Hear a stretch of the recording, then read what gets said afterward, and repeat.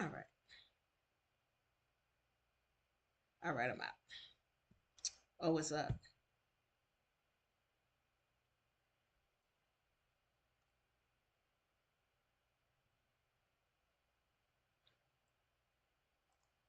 Is it up or not up?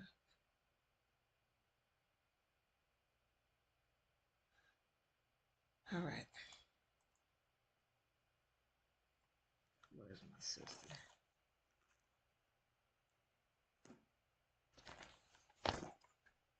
Do you want to work or not? You don't want to work or you do want to work? You don't want to work. All right.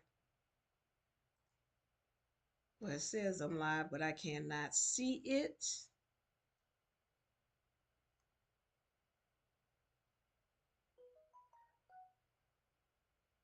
Oh, there we go. All right, so we're up and live. And I'm going to do my intro again for the 10th time for my people in TikTok. Bear with me or don't. But thank y'all for joining me. For those of y'all who are here for law, we're going to get into law on tomorrow. Since I've been talking for so long, let me get some scissors. And welcome, welcome, welcome. All right, let me start this again for the 15th, 20th time. I'm yours truly, Diva Reed. Welcome, welcome, and welcome. I'm here representing for Louie Luggage. And I thank you, thank you, thank you for joining my people on YouTube. Please, if you got a comment, leave your comment. Let's have this conversation. My people on TikTok, welcome and thank you. If you're here for law, we're going to have some law tomorrow. Tonight, we're getting into some sports. And for my people who are Colorado fans, yes, I'm wearing red because I'm red hot about this game I watched last night. However, we're going to get into the good and we're going to get into the bad. This is Louie Luggage. I'm going in.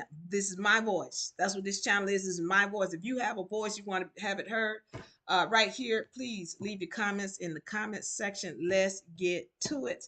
All right. I want to have this discussion. Again, we are here dealing with Coach Prime and the Colorado Buffs and everything Colorado Buffs and Coach Prime. However, I do need to preface this. This is not a sugarcoating channel. We're not going to sugarcoat what happened. We're going to tell it like it is. And if it offends some people, then okay, so be it. I want to hear your voice. You are welcome to speak. Your opinions are respected. Now, we're getting into the good. All right. I need to go back to this.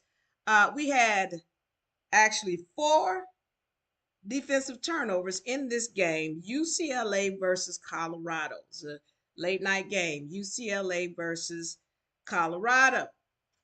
And of course, Colorado was not expected to win this game.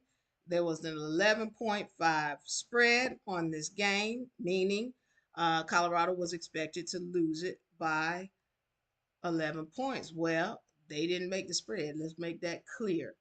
Um,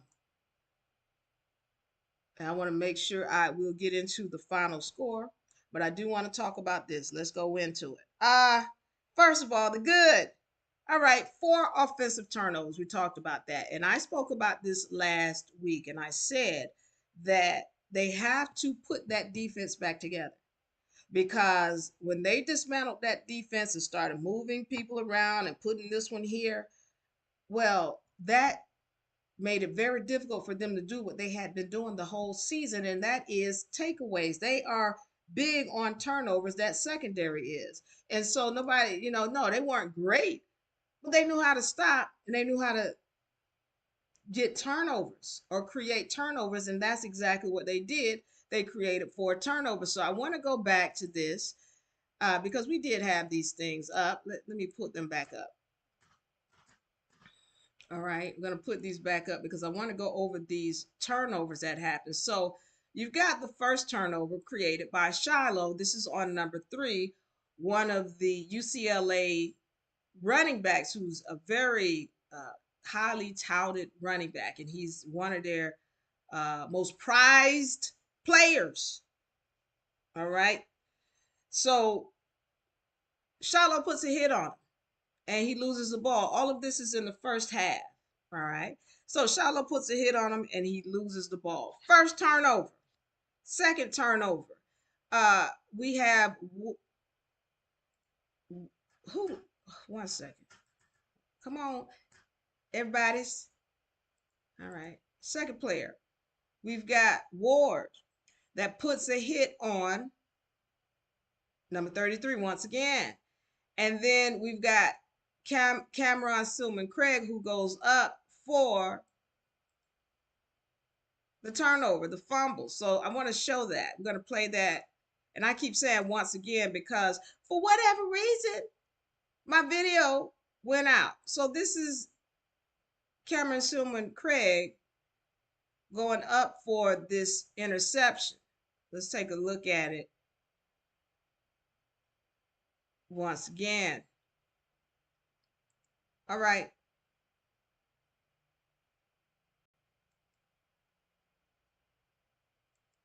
So there you have the hit.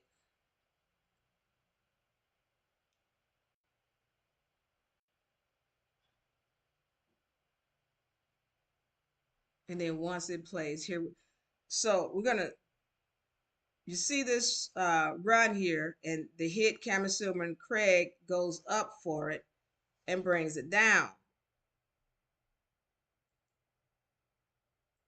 So here you got, let's do it again in slow motion.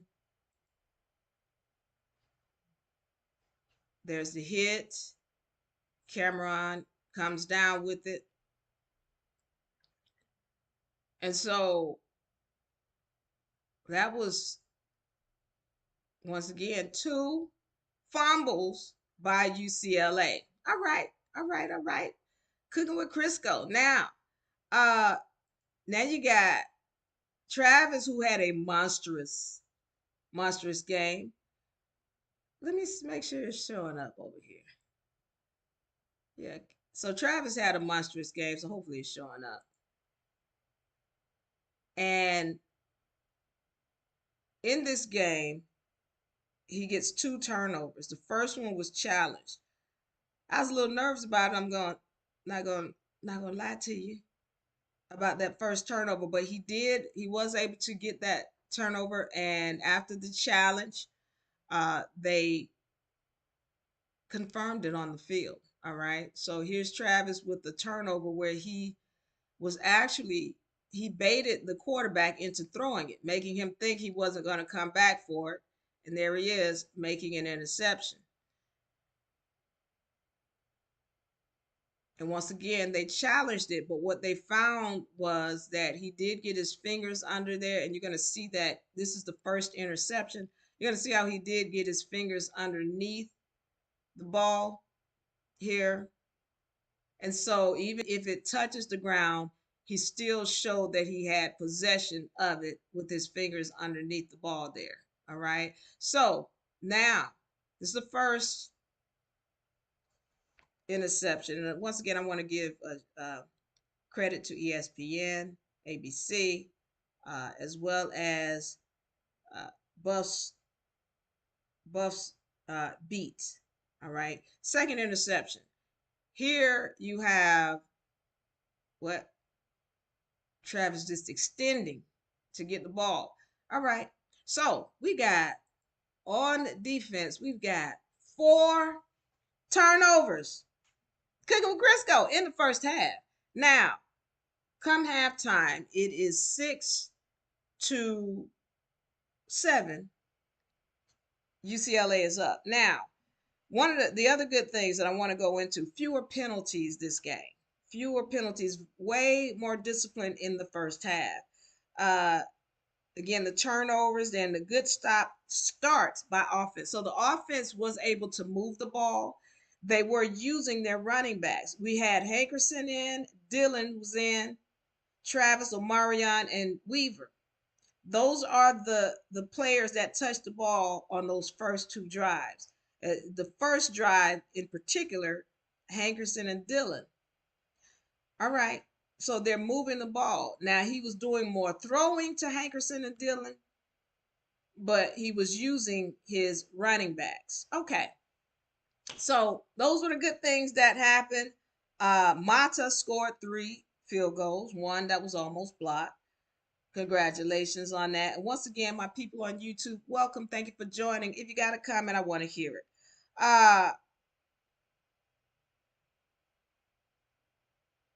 Now, I want to go into this. Okay, so those are the good things that happen. All right, now I got to get into the other side. All right, the things that were not so good, because once again, as we're saying, Colorado lost this game. And we want to talk about what went on. We're going to recap that game and understand what went on in that game. And there's a lot of questions. There are a lot of questions about why.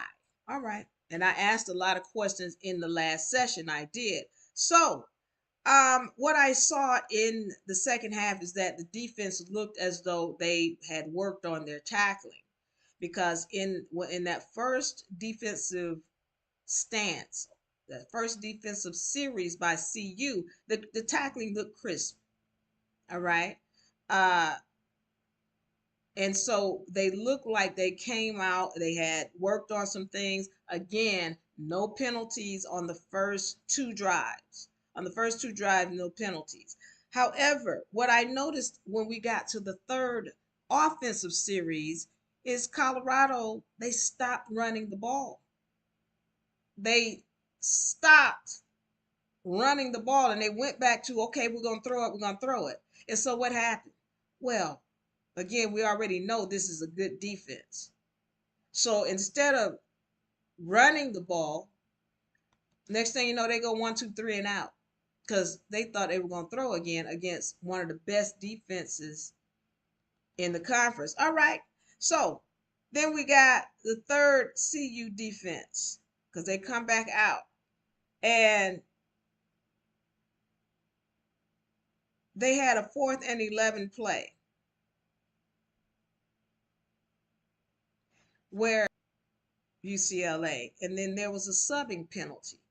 A subbing penalty. How many games, but there have been many, whereby there has been a penalty on subbing, meaning they had too many people on the field. How many times do we do that? I mean, I'm again, how many times do you have to hear even the fans complaining about these kind of penalties before you recognize, yeah, we got to fix that. They didn't fix it. Okay. All right. So they did have one subbing penalty. This was on the fourth series. And from what I'm understanding, they ended up getting a first down. And this caused them to actually, at one point, they went down and scored. If it wasn't the fourth series, then it was the fifth series, but they were able to move the ball.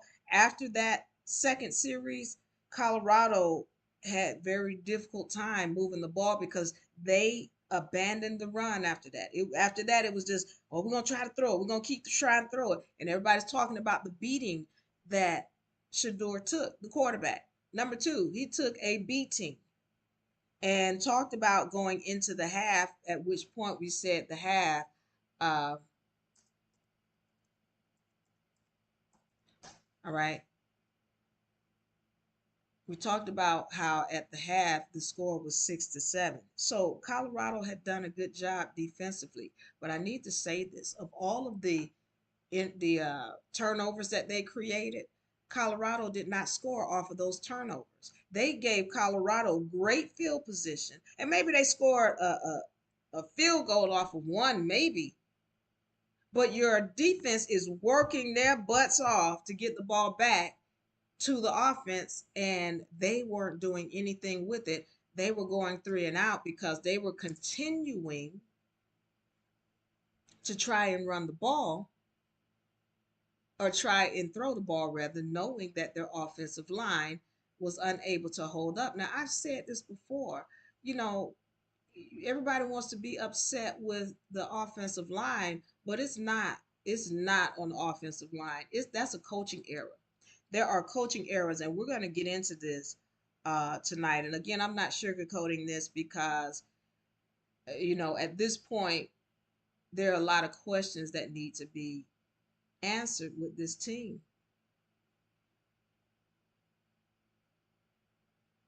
All right. So right now, Colorado is sitting at 4-4. The score last night, 28-26. Uh, and so yeah, once again, they didn't cover the spread. However, I want to go into this because at towards the end of the game, well, let me say this because another bad thing that happened, Shiloh was ejected because of a hit that he made on one of the players. Now, it was said that he was ejected for targeting. I The way that this happened, because targeting is really when you're intentionally trying to hurt someone or you helmet to helmet, and his helmet did happen to hit into the helmet of the other player. However, I would have called that, it should have been called a personal foul. I'd see a personal foul, okay, but not targeting. And so what happened was Shiloh was ejected from the game. All right. And of course, he is considered the quarterback for the defense. And as I told y'all last season, or last game session rather, that Shiloh needs to step up because the coaches are not stepping up. That's the problem. The coaches are not stepping up the way that they should be. So Shiloh gets kicked out of the game. The defense still continued to hold through to the the second quarter. All right. Then we come back in the fourth quarter. Let's get on this. All right. The defense did start to fall apart. And they continue to not run the ball. Now I need to get into this. I'm moving into the next segment. I'm moving into the next segment. Look, Colorado. I'm just being honest again. I am a fan. However, I'm not a fan of what I'm seeing on the coaching end of this, and nobody, some now people are starting to say it, but this is something I've been saying. This is something that the commentators were even saying as I was saying it. All right, you got a situation here where you keep talking about how bad the offensive line is, but we already knew that. Don't tell me about how bad they are, because a good coach is going to know how to adjust and put good players to help alleviate some of the issues going on with the players that aren't so good. That's what's not been happening. Okay, I need to get into this because it's this whole thing about if the line can't hold, then you can't run. Why is it that whenever we look at McCaskill and Hankerson, their records are showing that when they run the ball, they're making 5 yards a carry. They're averaging 5 yards per carry. But you're telling me they're not able to run. However, you put McCaskill in the last play of the game. I don't understand this. I don't understand the fact that we've got coaches that are doing the same thing over and over again. Last week or the last game against Princeton, in the last game, you had them getting beat on the same play over and over again on defense. Now in this game, you have them doing the same thing over and over again on offense. That's a coaching issue, not being able to adjust when you know your quarterback is getting the beat down. They're constantly hitting him, they're rushing him, and he's every time he makes a play, yeah, he don't even get the chance to say 1,000, and he's on the ground. You're not making any kind of adjustments. That's a coaching error. That's a coaching issue, period and point blank. There are no two ways about that. And so with this whole thing, I got to go into this because everybody's now talking about, okay, well, just donate some money and then we can get a good offensive line. You're talking about next year? Have you given up on this year already? Have you given up on this season? They got 4 more games to play. Could they have won that game? Yeah, where are the adjustments? Why do we have McCaskill and Hankerson and Smoke and the other guy with the mustache? What happened to these people? Why are you not putting them in? We got this highly touted running back room, and you're refusing to run them. I don't understand. I'm trying to I'd like to hear the logic behind why you're not putting them in, and don't say to me it's the offensive line when every time you put them in you move the ball. You keep putting McCaskill in on the fourth quarter of the last series of the fourth quarter, and then you get a touchdown. Why we didn't do that in the second quarter or the third quarter? Why do you wait to the end of the game to put these people in? And then they start moving the ball, and then we see the stats and the records. But Hankerson, anytime he's running, he's getting you 5 yards. Why are you abandoning the run? And then when you abandon the run, you leave Shador out there in the open to be hit because everybody knows your line. The line might have been, they might as well have been cardboard statues. That's all they were. Because they were like, Shador say height, and they're like this, not moving, not hitting anybody, not stopping anything. You can't be stopping nothing if your quarterback don't have time to say 1,000. I'm red hot. I'm red hot because what I saw was poor coaching, and you can't blame that on the line. We already knew that. This is why I said when I looked at UCLA, I saw a team that had intelligent coaching, meaning they had the ability to adjust. If you can't adjust, and I said this the last season, last session, if you can't adjust, you cannot win. And so at this point, I'm going to tell you what Colorado reminds me of. Colorado reminds me of the Atlanta Falcons. And I remember Coach Prime was there with the Atlanta Falcons. And everybody would be talking about, oh, Atlanta Falcons, they got this weapon and that weapon and this weapon and that weapon. But for whatever reason, they would never win. It was always, oh, well, next time we'll get them. But they would never win. And that's what this reminds me of. This team, it's like you've got this great running back room, you've got this great quarterback, you've got all of this, the defensive, and then you got this great coaching staff that has been assembled, all these weapons, but you can't win. The Falcons. I don't know what they're doing now. I don't know what they've done lately, but I know they couldn't win. And that's what this team reminds me of. That's on the negative side. But on the positive side, they remind me of the Bulls when Jordan was there. When Jordan first got started and he was getting into his becoming who he was as a great player, their team was not good. And people talked about that. They were like, he needs some extra players around him to help him do this. And that's where we are with Shador. It's like, oh, we need a running an offensive line that's going to protect him. Okay. So here's what I say, and I want to go to this next topic because the next question is okay, what now? So we see that he needs an offensive line, Shador does. But my question again is, are we giving up on this season? These next 4 games? If you giving up, then please take Shador out the game. Because if you don't take him out the game, they're going to take him out the game. He's not going to be no good for next year. So the thing is, here's what you do, all right?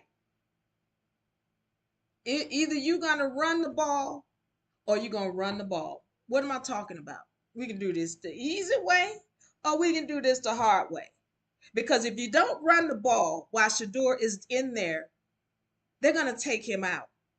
He was hit way too much. You mean to tell me you got to give him injections for pain at halftime to keep him in the game? Either you're going to run the ball while he's in there or they're going to take him out and you won't have no choice but to run the ball. Which one is it? You going to do this the easy way or you going to do this the hard way?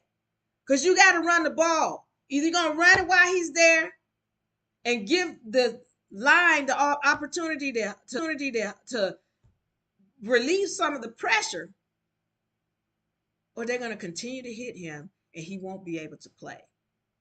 I don't understand why, Coach Prime, you're seeing your number one player, your son, is getting the poo beat out of him.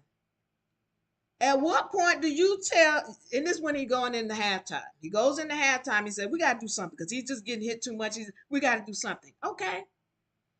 So you're saying to them to do something. They come back out at halftime. They add a fullback. Never saw a fullback in there. Okay. They run one or two plays with this fullback, and then they go back to an empty backfield. Or they got number 3, Dylan Edwards. We all love Dylan Edwards. But let's look at what his stats are. He hasn't done really much good since the first game.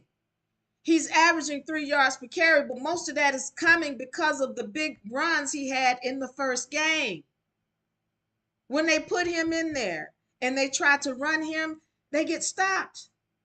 Why are you not running the people who at least we have seen when they run, when you put them in, you move the ball?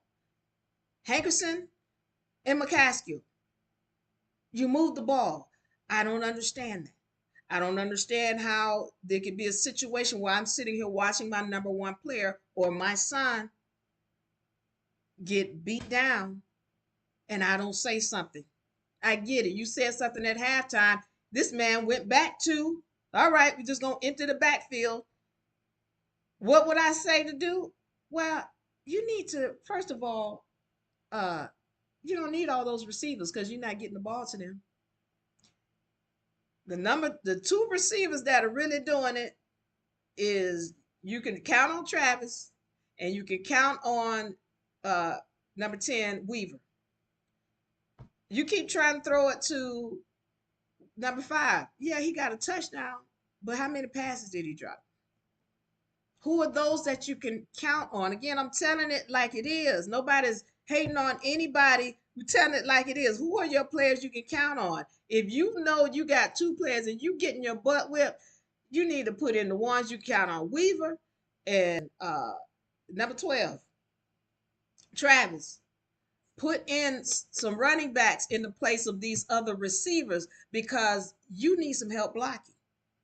And I don't understand how you keep going back to the same thing and coming away from the things that you've seen have worked. They abandoned the run. And then in talking and listening to Coach Prime in the press conference, once again, he's saying we're abandoning.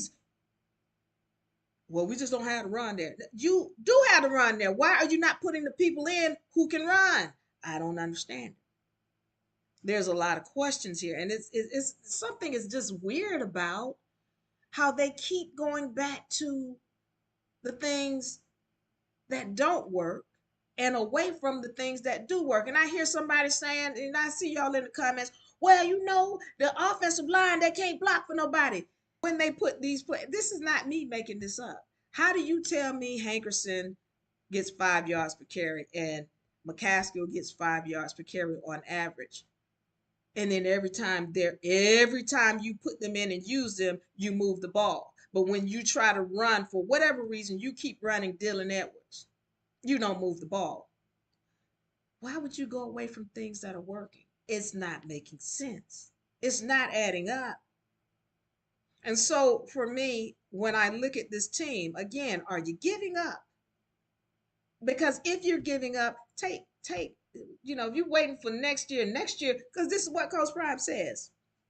Coach Prime said in the press conference after the game, he says, you're going to get a new offensive line. Okay. You're going to get a new offensive line. Let me make this clear. The problem is not your offensive line. Okay.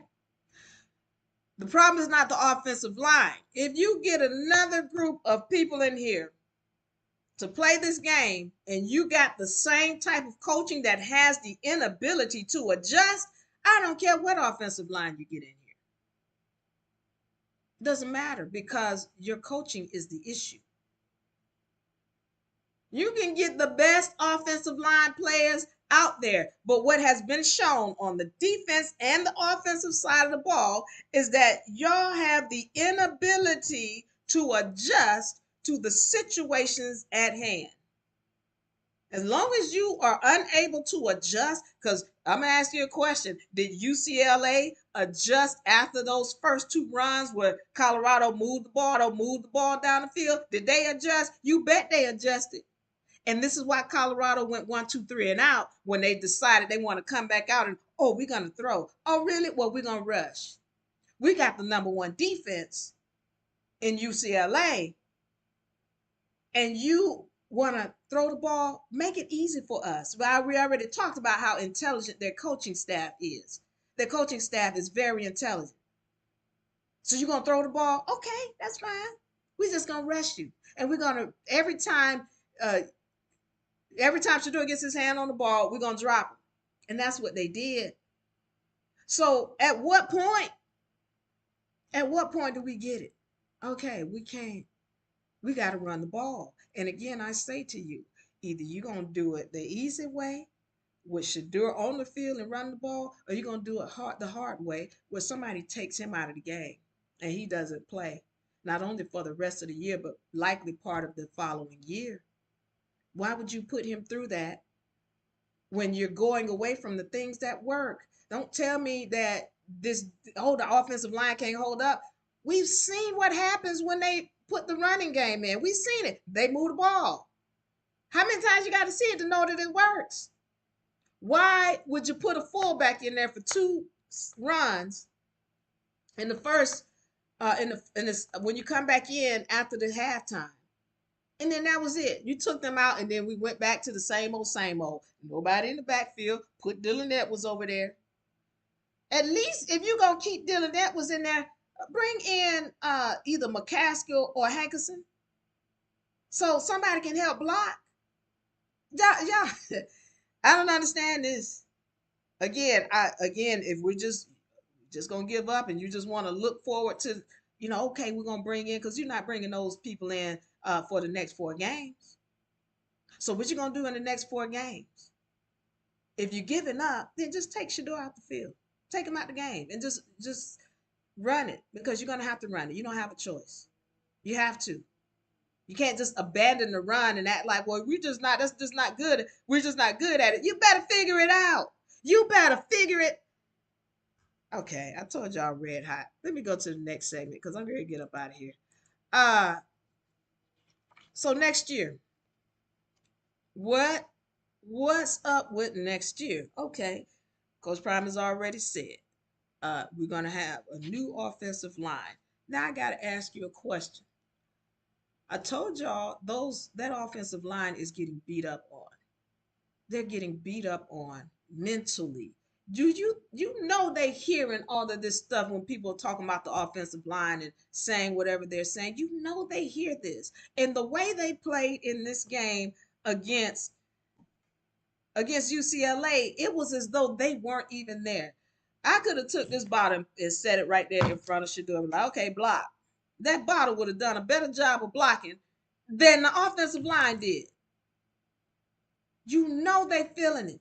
They are feeling it mentally, emotionally, spiritually. They not there. So what you gonna do for the next 4 games?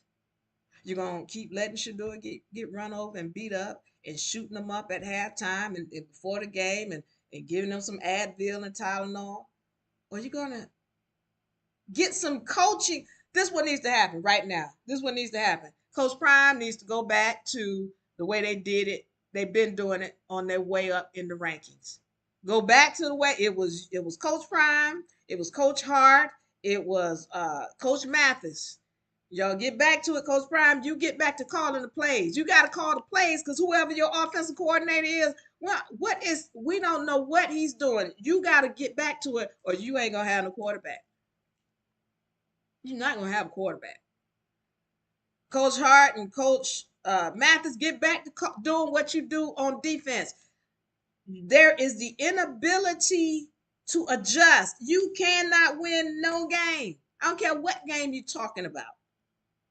If you don't know how to adjust, there is no adjusting in this. But you can see UCLA be adjusting. UCLA, hold on, let's switch it up. They get ready to throw. Everybody change positions. And next thing you know, they 1, 2, 3 and out is Colorado on offense. If you can't adjust, you can't win this game. So right now, if you're talking about continuing, then Coach Prime, you need to start calling plays. Whoever the offensive coordinator is, everybody knows. Yeah, a lot of people calling for his head. They're calling for him to be fired. Now, will they fire Coach Prime? No, not likely. Not this year. Maybe next year they look this terrible. Yeah, but this year no, because he's brought in more money uh, than they would have ever gained in the next 4 or 5 years. All right. So he's a great cash cow. They're not gonna fire him. However, uh, if you're not changing up your coaches, doesn't matter who you get in here. Doesn't matter. You get the best players on defense and offense in the trenches. It does not matter if you don't know how, you don't have a coaching staff that knows how to adjust. Because, okay, think about it now.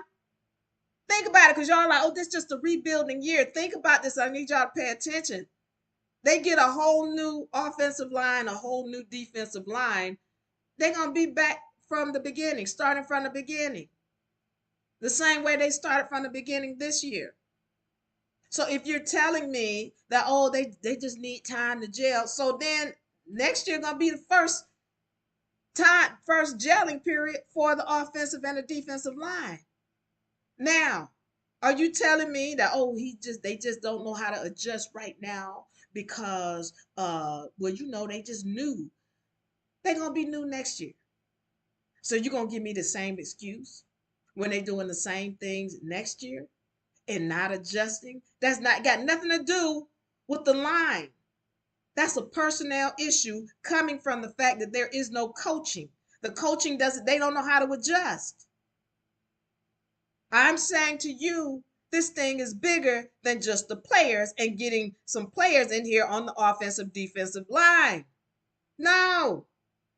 Then you're hearing all this stuff coming up about the defensive coach and how when he took something over, he wasn't good then. Y'all, okay.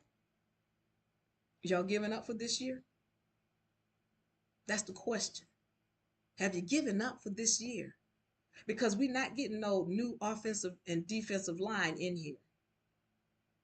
But I can tell you what, if you got intelligent coaching, they know how to accommodate the poor play of a bad player with the good play of a good player. That if we're talking about the defense and why they've won the games that they've won, well, the defense had been stepping up on the secondary. We knew the defensive line wasn't going to do anything. That has been said that the defensive line not all that great. Okay, we knew that. But there was a secondary that knew how to take away the ball from the other team, and they had been doing that in every game except for Stanford. Except for Stanford. All right, let me get into this, and I'm going to get out of here because, yes, I am red hot. We got Coach Hart was on what was DNVR, all right, and he said something that was interesting to me. He talked about how he has to mentor the players, and he said,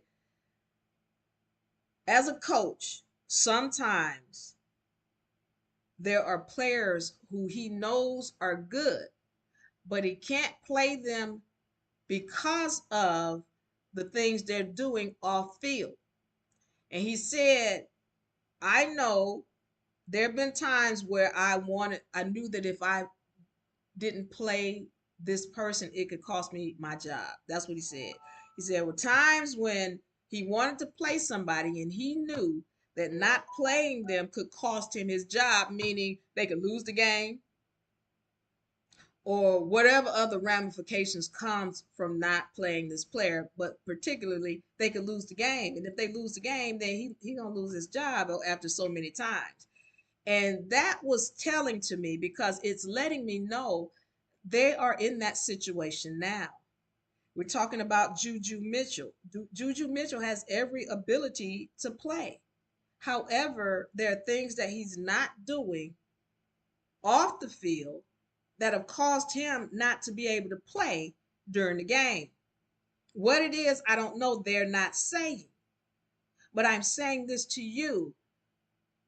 When you're talking about the talent, Colorado has the talent to win. They have enough personnel to win. What they don't have is the ability to adjust. And that's got nothing to do with the players. That's got everything to do with the coaching. You don't tell me on defense when we're going against Stanford, all right, you're going against Stanford and they're throwing the same play on offense 8 times and you don't do anything to stop it. That is a coaching issue. Now here we go back on the offense. Offense is going 1, 2, 3 and out. You got an offensive line that's not blocking nothing. Nothing. But you don't make an adjustment and take them out the game. Or you don't make an adjustment and put in the game the people who can overcome that. Who can overcome that? Well, your running backs. And again, I say to you, if y'all keep telling me about, well, they can't block, if the line can't block, they can't run. When again, I say to you, every time they're in the game and they use them properly, they actually move the ball when they're running. And when they're not in the game and you got a defense like UCLA, well, they can't move the ball. They're going 3 and out. And that's what you're seeing. So you cannot just abandon the running game. And that's exactly what they did. Then they come in after halftime for 2 plays and put a fullback in there. The next thing you know, they take them out and they go back to the same old, same old. That's coaching. Then you bring McCaskill in the last series of the fourth quarter and make a touchdown. What is that saying? Oh, well, UCLA had given up and they had switched on their defense. They just changed out and every time. Why didn't you just put McCaskill in the second quarter when you saw that y'all were not able to move the ball? After the third series, Colorado wasn't able to move the ball. They went 1, 2, 3 and out. Third, fourth series, uh, a run attempt. That was when they did a run attempt. I think that was Dylan Edwards that they had put in and did a run attempt. It was the dumbest running play I have ever seen. It made no sense. It's like they weren't even trying. All right. I mean, I'm just looking at my notes. Fourth and long. Fourth and long, you already know what's getting ready to happen. So they went for it on, at least I'm looking at fourth and long. And you know the defense is getting ready to come at you. You know that. Why would you not have a quick dumping play? Or why are you trying to step back 3? It's like they've been hitting you the whole time. You didn't. I don't even understand it. What am I watching? This does not make any sense. This is bad coaching. Uh, Jimmy Horn made a TD. It wasn't in the fourth series, and I said fourth series, not fourth quarter. Thank you for that, Delta Blue. But yeah, it wasn't. He did make a touchdown. But that was. I think that touchdown came in the second half. It wasn't in the first half. And this fourth series, when I say fourth series, I'm talking about the fourth time they had the ball. So from what I'm saying, there was in the fifth series, offense for CU, there was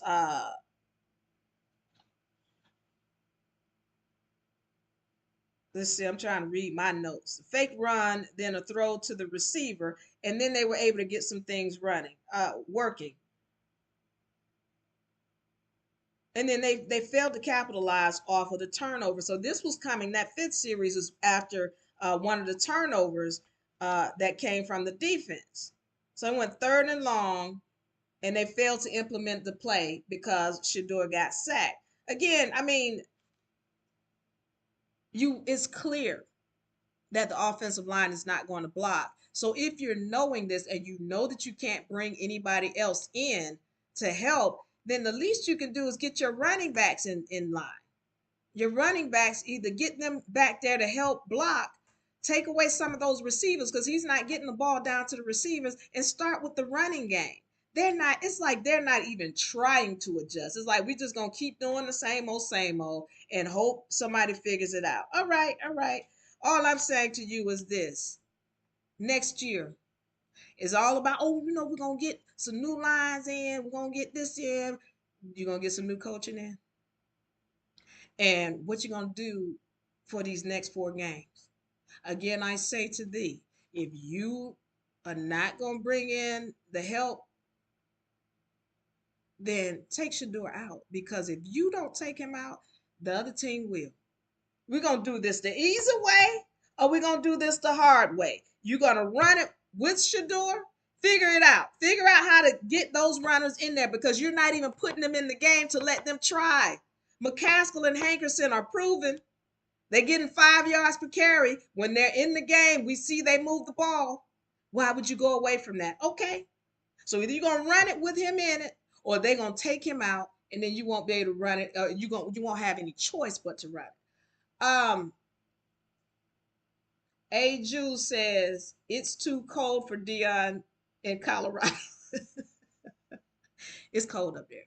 They try to act like, oh no, we up here at altitude, and then it don't feel as cold. Yeah, whatever. I bet they felt cold when they were playing that game against what was that team they played? Stanford. I bet they felt cold there. He got to go somewhere warm. Okay. Coach Sean Lewis needs to hit that transfer portal. I agree, Delta Blue. Coach Prime has to come back in. He's got to start actually calling the plays. That cold weather makes him cranky. The cold weather makes everybody cranky. That's why they were arguing so bad against that Stanford game.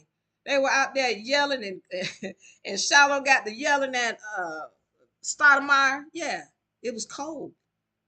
So they're not used to playing in the cold. You see, they practice on the inside all the time, where it's nice and warm, or they practicing during the day when it's sunny. All right, y'all need to get used to being out in the cold because when you're cold, your mind doesn't work right. Yeah, just like A said, I think it's Ahi, but yeah, just like Ahi says, when you get cold, you get cranky, you get frustrated, you don't want to deal with anybody. And so, as I've said, for me, when I played sports, my whole deal was to get the other team arguing against each other. And when it's cold, it's much easier. And the way they got the team arguing is, they're doing crossing plays, slant plays, whatever, just throwing things at them. In Colorado, they can't take it. They can't take the cold, and they can't take the fact that they're coming dismantled mentally. Coach, let me see. Same stuff, different Saturday. Thank you, Delta. Going back to this, we're seeing the same thing over and over again. You can't, again, going back to the Stanford game, it was the defense and the defensive coaching whereby you got this play being thrown at you over and over again by the same player, and you don't adjust to stop that. That's a coaching issue. Don't tell me about how the player is not good enough. And then on offense, you know good and well the line is not blocking. Why in the ham sandwich you don't bring some help? Bring in some linebackers. Bring in some excuse me, not linebackers, but running back. Where is Bishop? Put Bishop on offense. Bishop can go both ways too. Um, Hopefully, maybe he just needs to adjust to the cold weather. Might take a while first year. All right. CU QB should have been pulled. He was hurting. Thank you, Strike Force. If you don't take him out of the game, and again, I go back to this. I'm gonna go back to this topic right here. I'm coming back to this topic right here. What now? Are you giving up? Are we giving up? because everybody's talking about, well, next year and next year and next year. Y'all got 4 more games to play. Y'all just gonna give up on those? And here's the deal. Here's the whole deal. If you're gonna play Shador, you've got to have more intelligent coaching. And I'm saying it. You have to have more intelligent coaching, the ability to adjust. You saw UCLA adjust. Colorado went down that field the first 2 times. UCLA was like, okay, we need to I need y'all to move over to the left and go to the right, because we're not going to allow this again. Colorado went 3-and-out the next series. What I'm saying to you is everybody else knows how to adjust, but Colorado doesn't. And y'all want to tell me, oh, well, they're new. Well, next year, they're going to be new again. They're going to have a new defensive line, a new offensive line. So what's going to be the excuse then? Because I'm letting you know, if you don't get new coaches in here, it's going to be the same old, same stuff, different Saturday, just like what Delta said. What you going to do? Y'all giving up? Strike force tracks. Let me see. I thought the same thing. All right. They should have taken him out. So at this point, it is a situation where Colorado has to make a choice. I think Coach Prime needs to start calling plays. It couldn't be my son out there getting beat up like that. I get it. He's the quarterback or whatever. He's supposed to take hits. I don't know no other quarterback take hits like that. And I would not, it couldn't be me who knows how to run plays. I told y'all in that Stanford game, uh, Michael Irvin was talking about how Coach Prime had designed a play to stop his team and stop him. And it was the same exact situation as the Stanford game. Why wouldn't Coach Prime step up and say, okay, a defensive coach, I need you to do this and put him on this and put these 2 right here and then put Travis on number 2 guy? Why wouldn't Coach Prime do that when he's been in the same situation? Why doesn't Coach Prime come in and say, okay, put those running backs in? But you know what's so funny? Because Coach Prime is still speaking like he is abandoning the running game. Like, we just can't do it. You ain't tried. Okay. Okay. I'm gonna get up out of here. We're gonna see what happens. I'm gonna be announcing whatever I'm announcing. I'm gonna do my sessions here for the rest of the season. But I gotta remove myself emotionally from this thing. Marie can't be up in this thing emotional because I already see the writing on the wall. Don't keep talking to me about next year and how we're gonna be great next year, but you're gonna keep the same coaching staff. Y'all gonna be same doo-doo next Saturdays for the whole season. Because the problem is the coaching. I said that, I meant it, I stand on it. Bishop has heart. That's why Bishop needs to be either what you call a tight end or some kind of running back. I totally agree. Thank you, Phil X. Hermione's still playing the same game and not doing what he's supposed to do. Says, listen, I told you. Coach Hart said he wants to play some of these people, but there's an issue that doesn't allow him to do something with respect to what they're doing on field. All right. So hopefully they can get that going. Coach Prime, I'm your friend until you make me your friend. Everybody coaches is his friend. All right. So look, let me say this because somebody asked this question in the press conference, and I need to get in this. In the press conference, Coach Prime was asked about the coaching. And Coach Prime backed off. He's like, no, you're not gonna put me on the spot like that and have me answering that question, because what he doesn't want to do is to turn the situation into a sour situation in the coaching room. But everybody knows, everybody who's been watching, that there is a coaching issue, because you can't keep telling me you're doing the same thing over and over again and you're not adjusting. That is a coaching issue. And if you don't change that, I don't care how talented the people you bring in are, you're going to still struggle.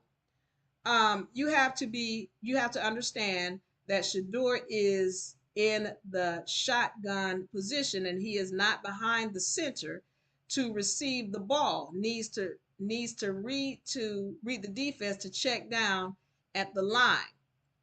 Chi-town. All right, George, let me say this. What about him being in the shotgun position? Because if you're telling me he's not under center, okay.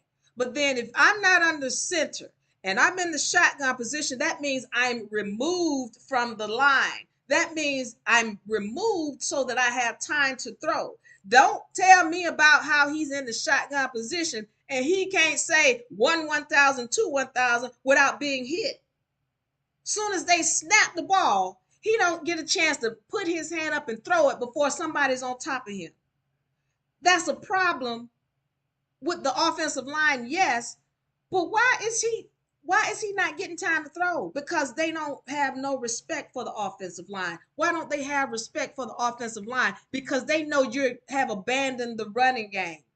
They know you have abandoned the running game. So if you abandon the running game, you are only a one. What they call that? You only have one the ability to throw, and that's it. You got no running game. I don't have to respect anything on your line.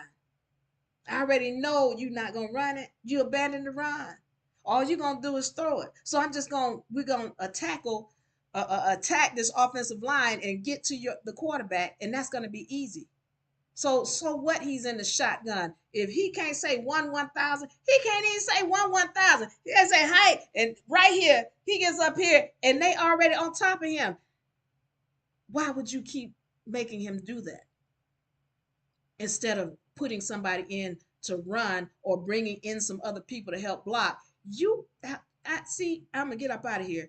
After the second, when we came back from the halftime, they put two plays, they put a fullback. And then after that, they went back to doing the same old thing. I can't take it. All right. Girl, they gonna lose. Delta said they're gonna lose next Saturday too. The JSU are these standing. Oh, good grief. Listen. Let's look at next Saturday because I haven't gotten into the next team. But yeah, it doesn't look good because the coaching is bad. It doesn't look good because the coaching is bad. So, okay,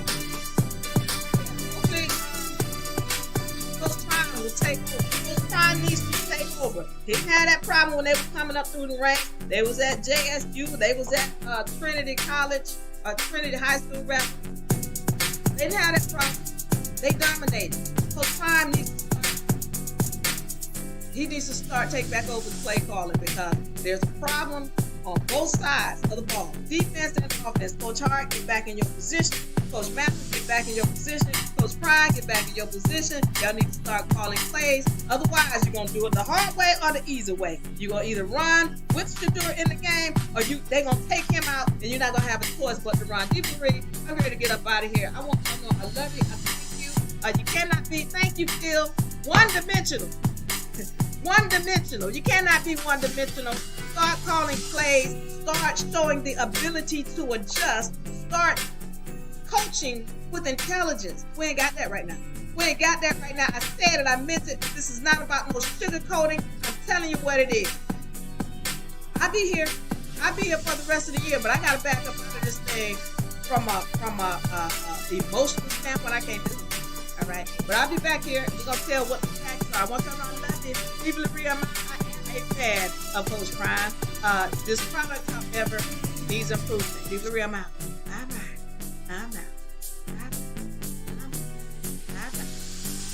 Peace.